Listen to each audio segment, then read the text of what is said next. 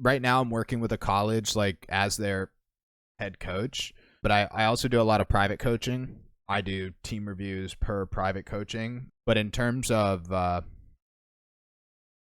stream replays, it's all individual for the most part. I will tie in team elements though. So this is Grand Champ 2.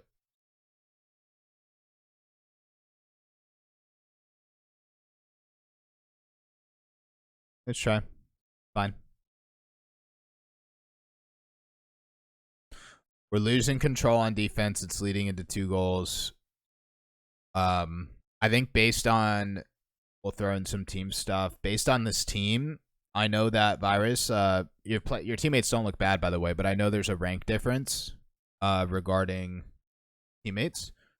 You are the highest rank on the team, so there is a bigger priority for you to maintain control or effectively clear pressure on defense. Like, you need to be that dude who plays super consistent and rarely makes mistakes, only because teammates will be more likely to make those mistakes. And that's not saying teammates are bad or you need to own up and play better because you're bad. It's just how the team dynamic needs to work.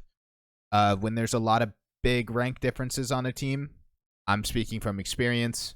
The collegiate team I'm working part-time with is a 1900 2K gamer who's very good, very mechanical, and then 2 1600s. So there's a huge MMR difference. So like the way it took me a couple weeks to kind of figure out how to design this team, there's a big priority on that 2K gamer not peaking but playing consistent, because that consistency relieves pressure from teammates. But the same can be applied for you being Grand Champ 1, Grand Champ 2, and these are 2 Champ 2s.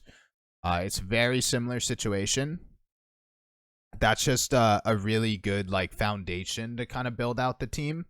And then obviously, since this high school team, for those who want a little insider information, Virus is actually a player I've worked with privately before. He's a high school player, and this is his high school team.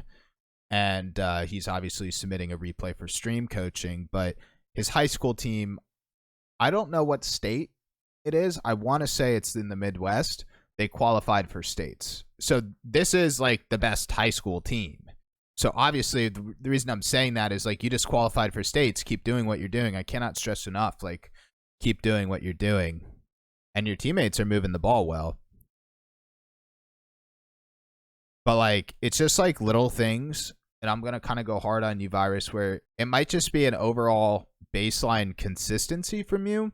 I started with defensive control, but we look at this recovery, and I know this seems very trivial, but like, you can't be bouncing around like that, because you need to have a quick recovery. You need to be able to control boost, demo, get back to defense, not play ultra defensive, but you don't have time to be bouncing around, because the extra second or two that it takes for you to bounce around is more pressure putting on a teammate. So what we do, we have control. That's what we need. When you're playing, you need control. You need to beat players. You need to control boost. You need to not overcommit. You need to recover. And you need to be a part of like every play. Not overly offensive, but playing super consistent. So that's what you need to do. Okay, just a big consistency focus. I do feel like you kind of take a third man on this team, which is great. That's already a good foundation, because that's what you should be doing with this team. That's like the overdoing it. We should not be scoring this ball right now, Virus. I want to use this as a bad example. You also need to consider, like, you and your team, that you're in this high school league. You might not be getting punished for every mistake. Okay, so if your high school team does have the time, you guys should use that gangster platform to scrim actual like Grand Champ 2 or Grand Champ 1 teams that are not in your high school league to maybe get punished for some of these mistakes. It'll also be better competition for your team. But this is the bad example. Like, we're just overdoing it. Get out of the play. If you want to be aggressive, demo, but just get out of this play. Even pushing for a corner boost is aggressive. But this is the overdoing it because we should not be scoring this ball.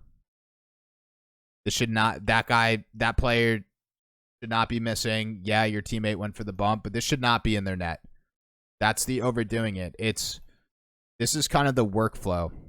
You keep playing your third. You're playing a really good third man. Defensive control. Give your teammates time in the ball. Let them control the ball. You're already doing that. You're giving them space. Control up the field. Clear up the field. Like maybe it's a one-touch boom. Create some offense, but most importantly, recover.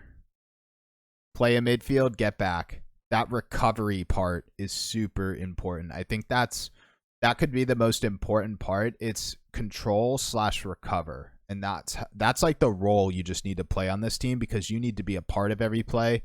The more you control, the more you recover, kind of elevates that. Bonuses are, quick recovery. You might be able to control boost more, but you just need to play super consistent.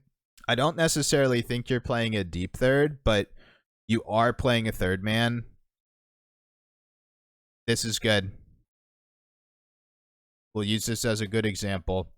You create your offense, you're down, you recover, you're out, you steal some boost, and you're back. You're starting your rotation back. So this is good. Like, this is like that offensive workflow that we want. Looking for your demos in the midfield. And then we're going to get some ball control right now. Right? And even if we didn't score that, you're recovered, you're still going. But that's really like the perfect example. It's just getting that sort of consistency. It's going to relieve pressure for teammates. Your teammates look fine to me. They don't look like champions. And then get out, get your boost, get out. See how we push that? You could push that, I mean, if you're feeling confident, but like get out of the play. Get out of the play. Like that's... In my opinion, we're just overdoing it. Just leave the play. It's that simple. Just rotate. There's no, what should I have done instead? Just leave the play. Rotate. Because this is where, see how your teammate right here looks a bit awkward? Like you're ball side rotating in the corner, cutting. He had a teammate rotate into him as well. And now you and the team loses pressure because of that. So just kind of this in-out mentality. And just to show it once more, a good example right here. Play the ball in, out, boost, rotate, control, create offense, in, out. Just a very like seamless, straightforward rotation, consistency, control. Not this. Like your team won't play good if you carry. I promise you. Like you don't need to peak. Do not need to peak. It's just all about being consistent. I mean, overall, Virus, this is a pretty good replay. I kind of said what I wanted to say. I do think structurally that your team would benefit from maybe a couple scrims a week against Grand Champ 1, Grand Champ 2. Maybe some teams that don't play in your high school league. So like scrimming competitive teams. Not playing ranked, scrimming.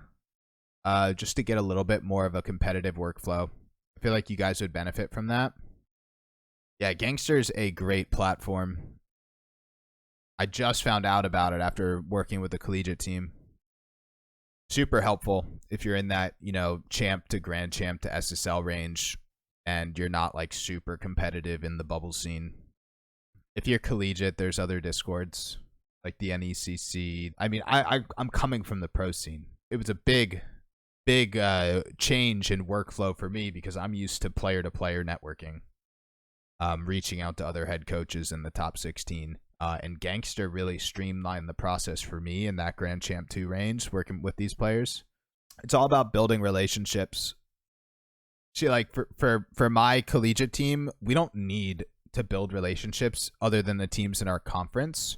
But like we're just grabbing scrims. If you're at the higher end of collegiate or in the bubble scene, it's all about networking.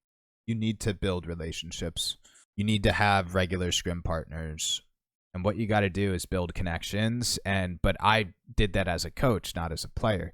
But as a player, I mean, it's just more social media presence. It's just more back and forth. It's more six man's presence. It's getting your name out there where people look at your name and it's not just some random Grand Champ 2. There's actually a face behind the name.